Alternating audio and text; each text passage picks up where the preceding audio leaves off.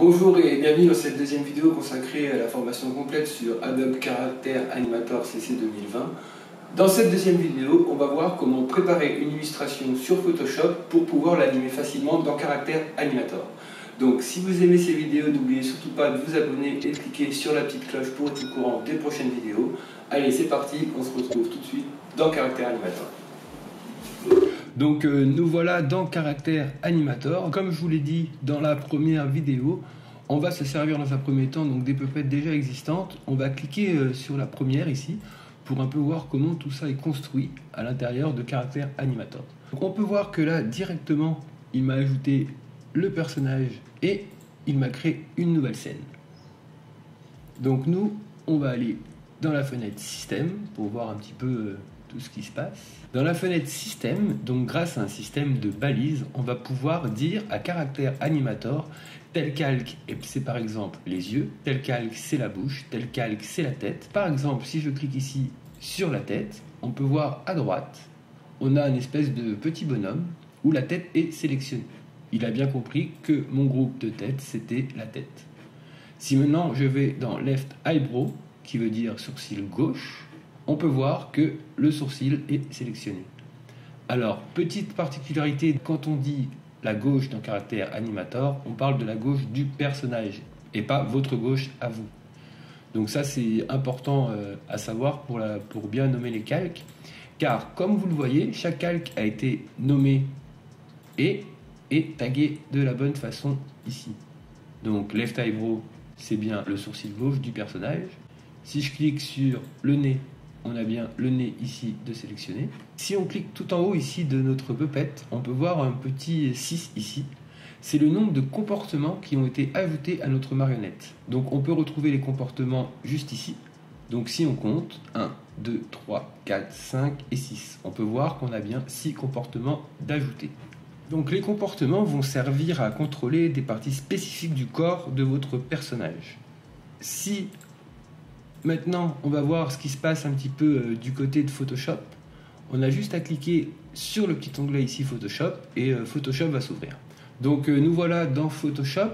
Donc on va un petit peu rentrer tous ces groupes pour voir un peu plus clair. Donc on peut voir qu'on a un groupe nommé plus Chad qui contient un autre groupe nommé Head qui lui contient le Left Eyebrow, le sourcil droit, le nez, un groupe qui contient toutes les bouches que Character Animator va utiliser pour faire la synchronisation labiale, un groupe pour l'œil droit qui contient la pupille droite, le white eyeball qui est donc le blanc de l'œil, donc en gros c'est le globe oculaire.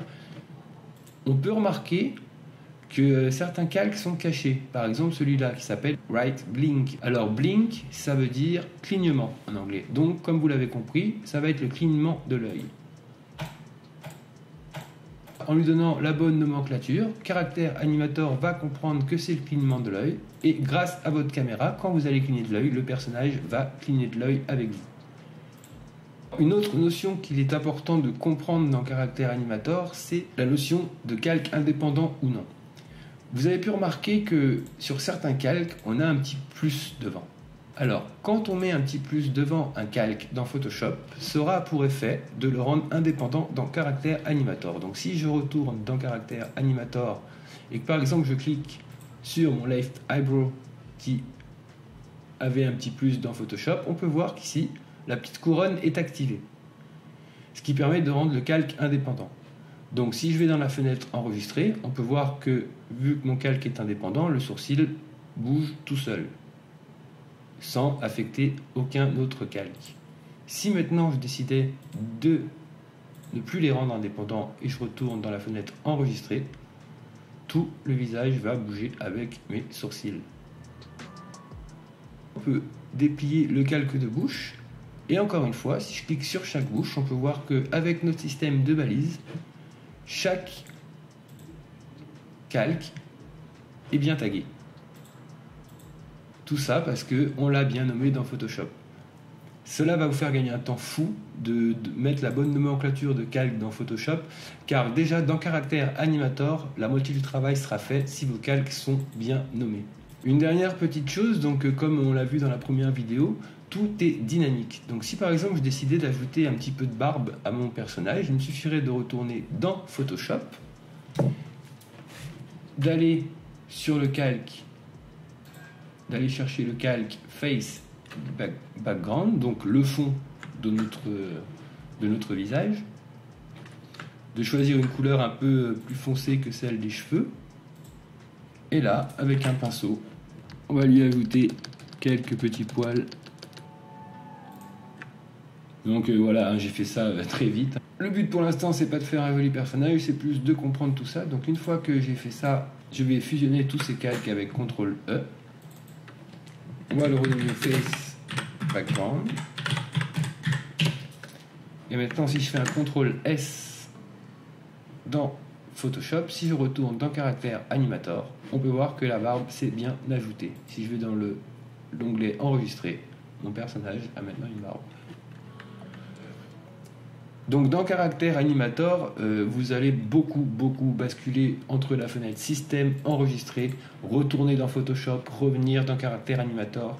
Donc le fait que tout ça soit vraiment dynamique, c'est un avantage considérable pour pouvoir travailler facilement dans Character Animator.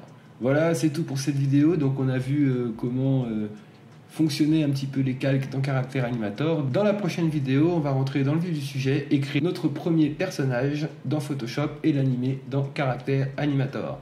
N'oubliez pas de vous abonner pour être au courant dès la sortie des prochaines vidéos. Ciao!